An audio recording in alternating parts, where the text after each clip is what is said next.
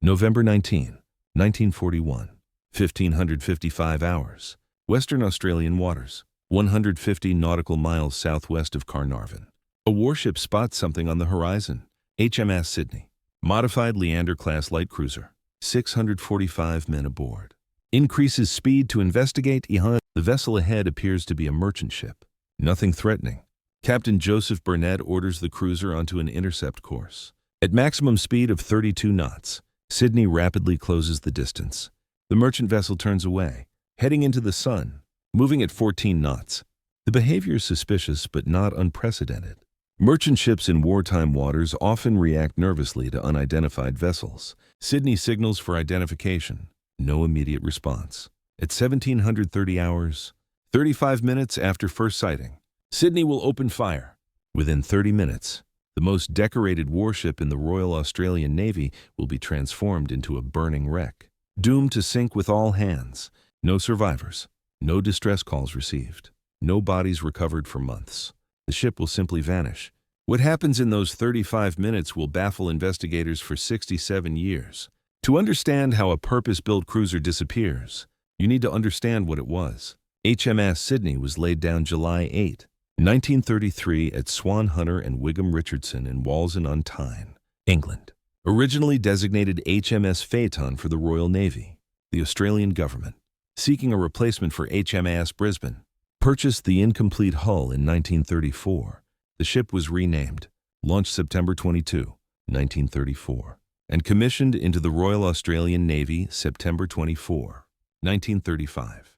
The specifications: 171.4 meters long, beam 16.9 meters, standard displacement 7,250 tons, full load 9,080 tons, 4 Parsons geared turbines fed by 4 Admiralty 3 drum boilers, generating 72,000 shaft horsepower, driving 4 screws, maximum speed 32.5 knots, range 10,200 nautical miles at 12 knots, main armament 8 6-inch mark, 23 guns and 4 twin turrets, turrets A and B forward, X and Y aft, elevation 60 degrees, depression -5 degrees, rate of fire 8 rounds per minute per gun, maximum range 24,800 yards, secondary armament, 4 4-inch mark, 5 quick-firing anti-aircraft guns on high-angle mountings, 8 21-inch torpedo tubes and 2 quadruple mountings, 12.5-inch Vickers machine guns, 1 Supermarine Walrus amphibious aircraft with catapult launch capability.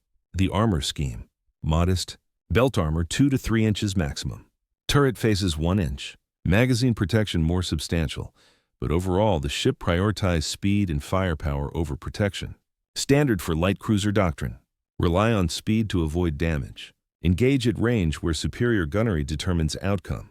Crew complement: 42 officers, 603 ratings. Total 645, plus 4 civilian canteen staff, plus 6 Royal Australian Air Force personnel for the aircraft. The ship operated at full complement in November 1941. Sydney's operational history built her reputation. Initial deployment to the Mediterranean in May 1940 began unremarkably. Convoy escort, patrol duties. Then July 19, 1940. Cape Spada, Sydney and 5 destroyers encountered 2 Italian cruisers, Giovanni delle Bande Nere and Bartolomeo Colleoni. The Italians possessed superior speed and comparable firepower. Captain John Collins ordered Sydney to engage. The battle lasted 20 minutes. Sydney's gunnery proved devastating. Bartolomeo Colleoni took critical hits to the engine room and steering. Dead in the water, burning fiercely. The Italian cruiser sank after British destroyers finished her with torpedoes. Giovanni delle Bande Nere escaped damaged. Sydney suffered 0 casualties, minimal damage. The victory made headlines. Collins received promotion to Commodore and appointment as Companion of the Bath. Sydney became Australia's darling ship. The victory replicated HMAS Sydney's first iteration, defeating SMS Emden at Cocos Islands in 1914. Same name, same glory. The second Sydney's reputation crystallized. Successful, lucky, professionally commanded. Sydney returned to Australian waters February 1941. Collins departed for staff duties. Captain Joseph Burnett assumed command May 15, 1941. Burnett's credentials were impeccable. 3rd Naval College graduate to reach captain rank. Deputy Chief of Naval Staff before taking Sea Command. professional, competent, by all accounts an excellent officer. Under Burnett, Sydney resumed convoy escort and patrol duties in Australian and Indian Ocean waters. Routine work. The ship operated efficiently. No incidents. No problems. Then November 11, 1941. Sydney departed Fremantle to escort troop transport Zealandia toward Singapore. The voyage encountered delays, industrial action at port. Zealandia's departure postponed 13 days. Sydney finally departed. Escorted the transport through Sunda Strait. Handed off escort duties to HMS Durban November 17, and turned back toward Fremantle. Expected arrival November 20th. The ship never arrived. To understand what met Sydney, you need to understand German auxiliary cruiser operations. Handelsstörkreuzer. Commerce disruption cruisers. The Kriegsmarine commissioned 10 merchant vessels as armed raiders during World War II. The concept: convert fast cargo ships into warships disguised as neutral merchants. Hide heavy armament behind false bulkheads and cargo hatches. Operate independently in distant waters. Sink or capture Allied merchant shipping. Avoid combat with warships. Rely on deception. Heiske Kormoran. Designated Schiff 41. Previously merchant vessel Steiermark. The largest German auxiliary cruiser. Commissioned October 9, 1940 under Fregattenkapitän Theodor Detmers. Specifications: 164 meters long, 20.2 meters beam, 8,736 gross register tons, 4 9-cylinder diesel engines driving electric motors, maximum speed 18 knots, range 84,000 statute miles at 10 knots, endurance 352 days. The armament contradicted the disguise. 6 15-centimeter SKL-45 guns. World War I vintage weapons salvaged from obsolete warships. Gun 3 came from battlecruiser HMAS Sydney. 2 guns each concealed in forecastle and quarterdeck behind false hull plates.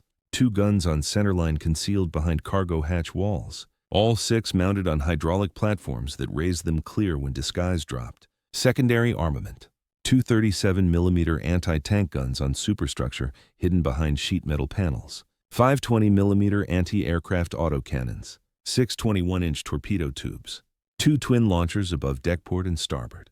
2 single underwater tubes angled 135 degrees from bow. Usable only at speeds below 3 knots. Additional equipment. 2 Arado 196 float planes for reconnaissance. No catapult. Planes stored in cargo hold. Launched by crane. LS-3 fast boat for mine-laying and torpedo attack. 360 naval mines. Accommodation for 399 personnel. 36 officers. 359 sailors. 4 Chinese hired to run laundry. The disguise capabilities were sophisticated. Cormoran could alter appearance to match specific vessels. False funnels. Fake masts. Retractable deck structures. Different paint schemes. The ship carried papers and flags for multiple identities. Dutch, Japanese, Russian. Neutral vessels. Radio operators transmitted in appropriate languages. The deception withstood casual observation. Close inspection would reveal discrepancies, but merchant ships rarely received close inspection. Cormoran departed German waters December 1940. Broke out through Denmark Strait into Atlantic. Operations from January to April 1941 concentrated in South and Central Atlantic. 7 merchant ships sunk. 1 captured. Total tonnage approximately 69,000. Standard procedure. Approach disguised. Order victim to stop. Open fire if resistance offered. Scuttle vessel after removing crew. German sailors treated prisoners correctly. Crews transferred to supply ships or lifeboats directed toward land. May 1941. Cormoran transited Cape of Good Hope into Indian Ocean. Changed disguise to Japanese merchant Kinkamaru. Operations through June proved disappointing. Only 3 merchantmen intercepted. The raider refueled German support ships multiple times. Original mission plans called for mining, Cape Leeuwin and Fremantle approaches, but wireless intercepts revealed HMAS Canberra in area. Detmers postponed mining operation. November 1941. Cormoran operated off Western Australia disguised as Dutch merchant Strat Malacca. The raider carried full mine load. Detmers planned to investigate Shark Bay area, potentially mine shipping routes, then return to Germany. The ship had been operational 13 months. Crew was experienced. Equipment functioned reliably. Cormoran represented a successful commerce raider by any measure.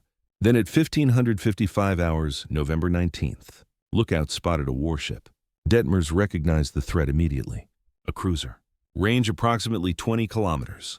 Cormoran turned west into sun. Increased speed to 16.5 knots. One diesel engine suffered broken piston rod minutes later. Speed reduced to 14 knots. The warship closed rapidly. Sydney signaled by searchlight. You should make your signal letters. Standard challenge. Merchant vessels were required to respond with identification. Cormoran delayed. Not unusual. Genuine merchants often reacted slowly to signals. Radio operators sometimes had language difficulties.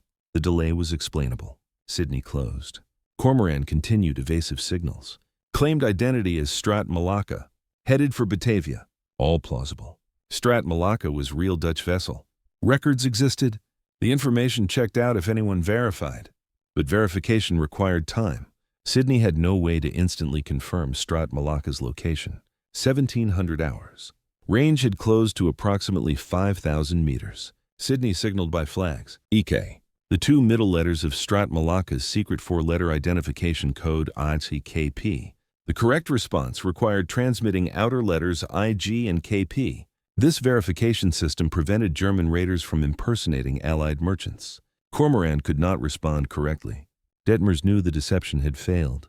He needed to act before Sydney increased range and brought superior armament to bear. The German captain ordered battle stations. Guns manned. Torpedoes prepared. Drop panels ready to fall away. The order. Wait until Sydney closes further. Maximum effective range for 15-centimeter guns against armored warship approximately 1,500 meters. Cormoran needed Sydney closer. 1,715 hours. Sydney drew nearly a beam to starboard. Range less than 1 mile. 1,500 meters approximately. Both ships steering west-southwest at 14 knots. Sydney's Walrus aircraft sat on catapult. Engine running. Ready for launch. Then Sydney shut down the aircraft. Turned parallel to Cormoran. The cruiser's main armament trained on radar. Torpedo tubes bearing. But Sydney held fire. 1,730 hours. Sydney signaled by light. Show your secret sign. The final demand. Detmers gave the order. Drop Dutch flag. Raise Kriegsmarine ensign. Uncover guns. Open fire. The sequence of what happened next comes entirely from German survivors. No Australian perspective exists. Every detail is German testimony. Some accounts vary. Most agree on essential facts. Cormoran opened fire first. Dispute exists whether Sydney fired simultaneously or seconds later. First German salvo. Ranging shots. One short. One over. Second salvo. Full broadside from all 6 15-centimeter guns. Direct hits. Sydney's bridge demolished. Fire control director destroyed. Forward gun turrets damaged. Simultaneously, 2 torpedoes launched from starboard tubes. One struck Sydney amidships near forward turrets. Second torpedo possibly missed ahead. Sydney returned fire almost immediately. Full 8-gun salvo from main battery. German survivors report shells passed over Cormoran without hitting. Some accounts mention shells passing through funnel and wireless office without exploding. Analysis suggests this might have been ranging salvo aimed high or attempted warning shot. Sydney's forward gun control destroyed instantly made accurate gunnery impossible. Individual turrets fought independently without centralized direction. Cormoran's secondary armament joined action. 37mm anti-tank guns, 20mm autocannons. Rapid-fire weapons hosed Sydney's superstructure. Bridge, torpedo tubes, anti-aircraft positions, secondary 4-inch gun mountings. The lighter weapons caused extensive casualties among exposed personnel and destroyed unarmored equipment. Sydney's A and B turrets appeared disabled immediately. X and Y turrets aft continued firing. Shells struck Cormoran's funnel, engine room, started fires, caused casualties, but the damage came too late. Cormoran's initial surprise strike had crippled Sydney's command and control. The Australian cruiser could not coordinate effective response. Approximately 1,745 hours. Sydney launched torpedoes. German lookouts spotted tracks. Cormoran turned hard to port. Torpedoes passed astern. Sydney's torpedo spread mist. Seconds later, Cormoran's engines failed completely. Fire in engine room. Damage to propulsion machinery. The raider lost all power. Dead in water. Still firing from guns manually operated. Sydney. Burning heavily from bridge to after funnel. Steamed slowly southward. Secondary armament continued sporadic fire, but most rounds fell short. Main armament silent.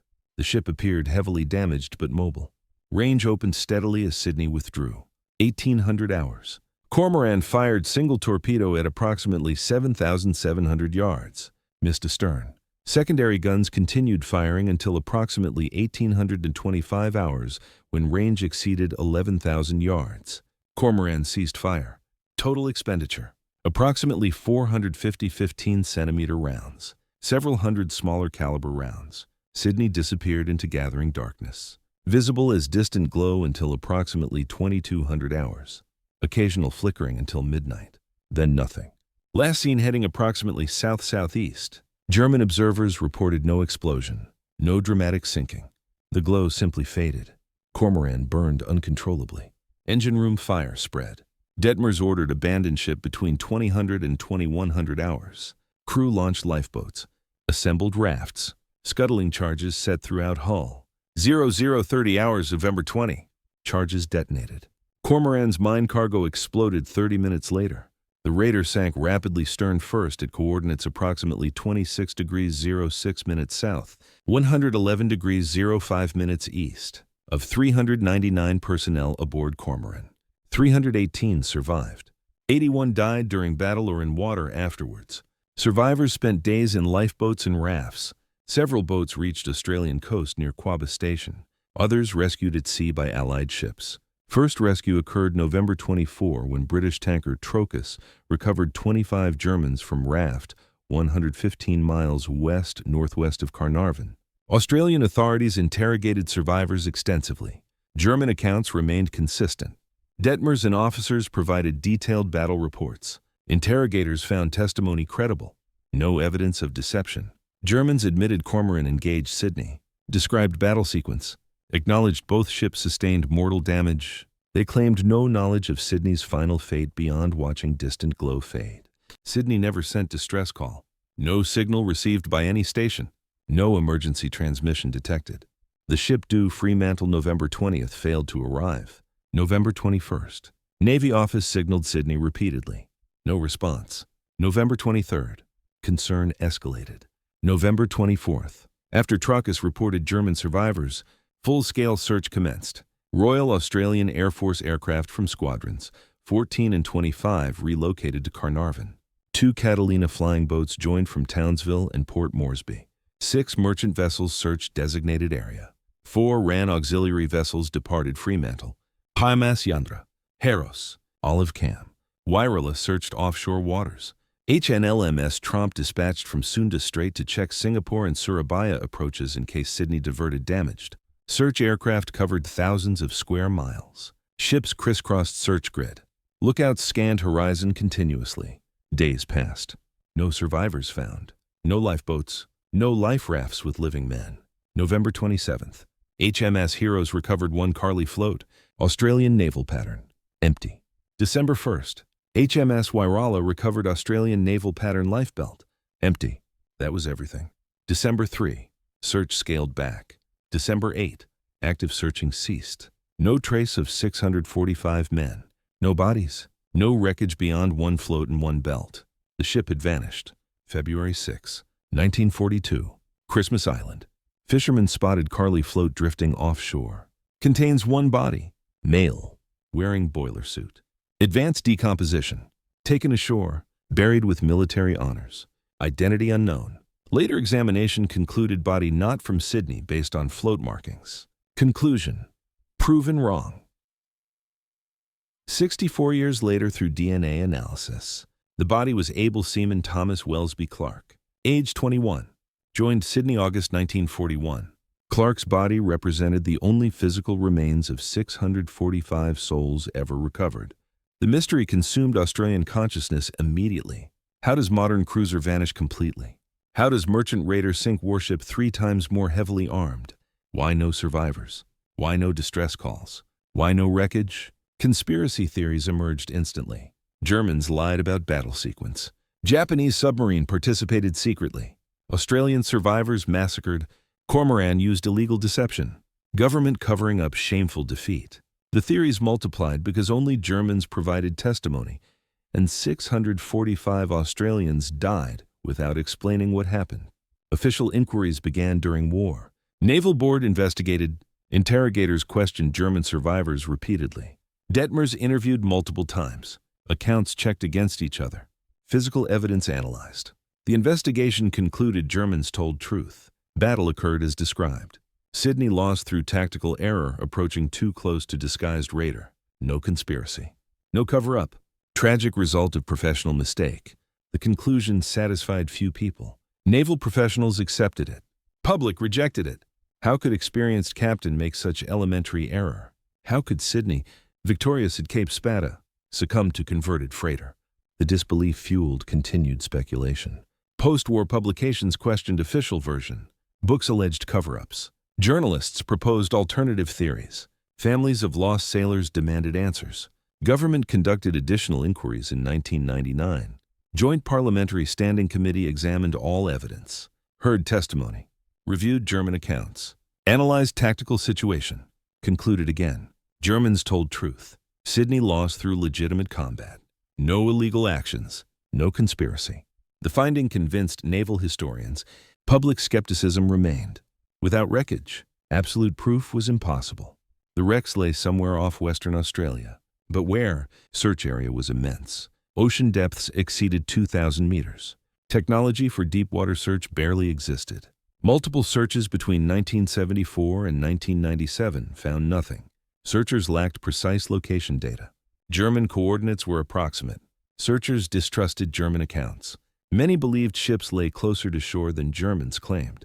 They searched wrong areas. 2001. Royal Australian Navy Sea Power Centre conducted seminar at Western Australian Museum examining search feasibility. Oceanographers analyzed battle location. Search specialists calculated probable search area. Disagreement emerged immediately. Some argued ships near Abrolhos Islands based on civilian reports of explosions. Others insisted German location accurate. No consensus achieved. Navy found against conducting search. 2005. HMAS Sydney Search Ptile Ltd formed, non-profit organization dedicated to finding wrecks. They contacted David Mearns, successful shipwreck hunter. Previously located HMS Hood, SS Derbyshire. Other deepwater wrecks. Mearns studied battle records. Analyzed German testimony. Reviewed oceanographic data. Concluded German accounts credible. Calculated search boxes based on German coordinates. August 2005. Australian government granted $1.3 million for search. Western Australia contributed $500,000. New South Wales $250,000. Private donors provided additional funding. Mearns assembled search team, MV Geosounder, equipped with multi-beam echo sounder capable scanning 5,000-meter depths. Contracted as search vessel. February 2008. Search mobilized from Geraldton. Sailed early March. Search area. Approximately 2,000 square kilometers. Equivalent to Australian Capital Territory. First objective. Locate Cormoran. German coordinates more precise for their own ship. Finding Cormoran would establish reference point for locating Sydney. March 12, 2008. Geosounder's sonar detected large target. Position 26 degrees, 05 minutes 46 seconds south. 111 degrees, 04 minutes 33 seconds east. Approximately where Germans reported Cormoran sank. Remotely operated vehicle deployed. Images confirmed identity. Cormoran located at 2,560 meters depth. Wreck largely intact. Battle damage visible. German accounts validated using Cormoran's location and German observations of Sydney's last heading. Mearns calculated refined search box, 20 by 18 nautical miles. Dramatically smaller than previous searches. Geosounder began scanning. March 17, 2008. 1103 hours. Sonar contact. Large target. Position 26 degrees 14 minutes 31 seconds south. 111 degrees 12 minutes 48 seconds east. 11.4 nautical miles southeast of Cormoran. Depth 2,468 meters. ROV deployment delayed by equipment problems. April 3, 1510 hours. ROV's lights illuminated 6-inch gun turret. Mark 21, twin mounting. HMAS Sydney found. Prime Minister Kevin Rudd announced discovery March 18. Australia's greatest maritime mystery solved after 67 years. ROV surveys continued through April. Sydney sits upright on seabed. Remarkably preserved. Minimal marine growth. Extreme depth provides protection. Bow section detached. Lies inverted 500 meters northwest in debris field. Torpedo damage amidships consistent with German accounts. Bridge completely destroyed. Fire control director demolished. All 4 gun turrets show multiple direct hits. Evidence confirms accurate German gunnery. Upper works heavily damaged. Superstructure collapsed in areas. Secondary armament positions wrecked. Hull shows shell penetrations. Torpedo hole visible on starboard side approximately where Germans reported. No evidence contradicting German testimony. No mysterious damage. No indication of additional attackers. Physical evidence matches German accounts precisely.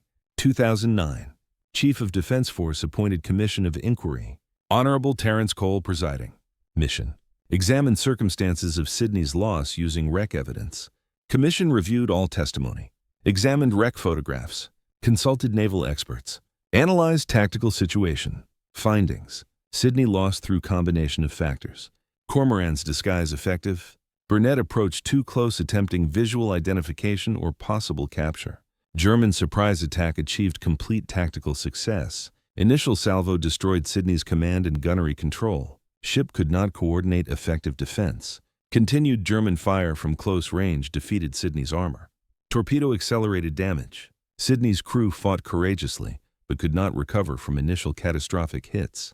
Commission found no evidence of illegal German actions. No false surrender. No impermissible deception. Maritime law permits warships to fly false flags until opening fire. Raising true colors before firing satisfies legal requirements. Cormoran complied. No evidence of massacre. No indication survivors killed. Physical evidence shows Sydney fought back successfully enough to doom Cormoran. Both ships sank from legitimate combat damage. Why no survivors from Sydney? Commission analyzed possibilities. Ship suffered catastrophic initial damage. Bridge crew killed instantly. Fire control personnel killed. Forward turrets disabled. Fires spread rapidly. Torpedo damage caused progressive flooding. Ship remained afloat hours, but in sinking condition. Crew attempted damage control. Failed. Sydney eventually foundered. Darkness. Distance from land. Heavy weather. Lack of operable lifeboats. Fires preventing organized abandoned ship. All contributed. Men went into water without survival gear. Distance from shipping lanes meant no rescue. All died. The findings brought closure. Physical evidence eliminated conspiracy theories. Wreck confirmed German accounts. Sydney lost legitimately in combat through tactical error. Burnett's decision to close range removed all Australian advantages. Superior gunnery, longer range weapons, heavier armor, higher speed. All meaningless at 1,500 meters. Cormoran's hidden guns firing first from prepared positions achieved devastating effect. Sydney never recovered. But why did Burnett approach so close? Speculation centers on conflicting orders. Raiders were to be destroyed preferably at range, but merchant ships and supply vessels were to be captured if possible. Capturing intact ships reduced tonnage losses, provided intelligence, boosted morale. Method: close quickly. Put boarding party aboard before crew could scuttle. Burnett faced ambiguous situation. Ship claiming Dutch identity. Papers probably correct. Behavior suspicious. Could be genuine merchant. Could be raider. Could be supply ship. If raider, engage at maximum range. If merchant, attempt capture. Burnett chose middle course. Close enough to verify identity. Not so close as to surrender range advantage, except he closed too far. By 1815 hours, Sydney was alongside at 1,500 meters. Perfect range for Cormoran's hidden guns. Suicidal range for Sydney's tactics. Burnett had placed his ship in position where concealed weapons could devastate her before effective response possible. Other factors contributed. Sydney's Walrus aircraft launched would have identified Cormoran from above, but aircraft sat on catapult unused. Launching requires stopping or reducing speed. Present stability problem in seaway. Burnett elected not to launch. Decision cost critical intelligence. Sydney apparently not at full action stations. German survivors noted crew visible on deck. Men not wearing battle gear. Ship not buttoned up for combat. Suggests Burnett remained uncertain about threat level. Combat readiness insufficient for engagement with armed raider. Radio silence maintained during approach. Sydney never transmitted contact report. Standard procedure required reporting unidentified vessels. Burnett did not transmit, probably to avoid revealing Sydney's position to potential Axis forces. If ship was genuine merchant, no need to break radio silence. Decision meant no one knew Sydney encountered unknown vessel. No alert sent. No help dispatched. When Sydney vanished, no one knew where. These decisions individually were defensible. Collectively, they proved fatal. Burnett attempted to identify unknown vessel while maintaining operational security and preparing for multiple contingencies. Approached close enough for visual identification. Kept guns trained. Maintained readiness for boarding party. Did not launch aircraft to avoid delays. Did not transmit to preserve radio silence. The compromise pleased no requirement perfectly. Detmers made different choices. Cormoran prepared for combat from moment warship spotted, guns manned. Torpedoes ready? Crew at battle stations? Deception maintained until last possible moment. When Sydney closed to optimum range, Cormoran struck instantly with overwhelming force. First salvo destroyed enemy command structure. Continuous fire prevented recovery. Tactics flawlessly executed. The engagement demonstrates asymmetric warfare fundamentals. Weaker force using deception and surprise can defeat stronger force. Sydney possessed every material advantage. Longer-ranged guns, heavier armor, higher speed, better damage control, professional crew, but advantages matter only if employed effectively. Burnett's decisions negated all Sydney's advantages. Detmers exploited Sydney's vulnerabilities perfectly. Post-battle analysis changed Allied procedures. Admiralty instructions modified. Capturing merchant ships attempted only if no possibility vessel was raider or accompanied by U-boat. No such attempts made for war's remainder. Risk proved unacceptable. Doctrine changed. Engage all unidentified vessels at maximum range. Verify identity from distance. Never approach suspected raider within gun range. The doctrine change cost Sydney lessons purchased with 645 lives. Every subsequent Allied captain benefited from Burnett's mistake. The loss remains Australia's greatest naval disaster. Single worst loss of life in Royal Australian Navy history. 645 dead, 42 officers, 603 ratings, 6 RAF personnel, 4 civilians. Every soul aboard perished. Families received standardized bereavement letters. No details. No explanation. Censorship prevented disclosure during war. December 3. 12 days after sinking. Government finally announced loss. Provided minimal information. Cited enemy action. Withheld specifics. The delay fueled conspiracy theories. Government clearly hiding something. Why wait 12 days? What needed concealment? Theories proliferated. Japanese involvement. Massacre. Shameful defeat. Cover-up. All baseless but persistent. Government secrecy during war created suspicion that outlasted war by decades. Today, both wrecks sit protected. Australian government declared them war graves under Historic Shipwrecks Act. No salvage permitted. No unauthorized diving. Sites commemorate 645 Australian sailors and 81 German sailors who died November 19 1941. Memorials exist worldwide. Primary memorial atop Mount Scott, Geraldton, Western Australia. Overlooks ocean where Sydney vanished. Stone dome surrounds pool containing 645 seagulls in flight, one for each lost sailor. During dedication ceremony November 19, 1999. During last post, large flock of seagulls flew over mourners in formation heading out to sea. Witnesses reported phenomenon as deeply moving. Seagull motif incorporated into permanent memorial. Additional memorials. Australian War Memorial, Canberra, Garden Island Naval Base, Sydney. Multiple locations commemorate specific crew members. Families maintain private memorials. Sydney's loss remains living memory for descendants. Cormoran survivors spent war in prisoner camps. Released 1947. Most returned Germany. Several remained Australia. Detmers wrote memoirs. Attended reunions. Met families of Sydney sailors. Expressed regret for their loss. Maintained his actions during battle were legitimate. No remorse for sinking Sydney. Regret for loss of lives. Distinction important to him. Controversy persists among hardliners. Some Australians reject German accounts despite physical evidence. Argue Detmers acted dishonorably. Claim conspiracy continues. Mainstream historical consensus accepts wreck evidence. German testimony validated.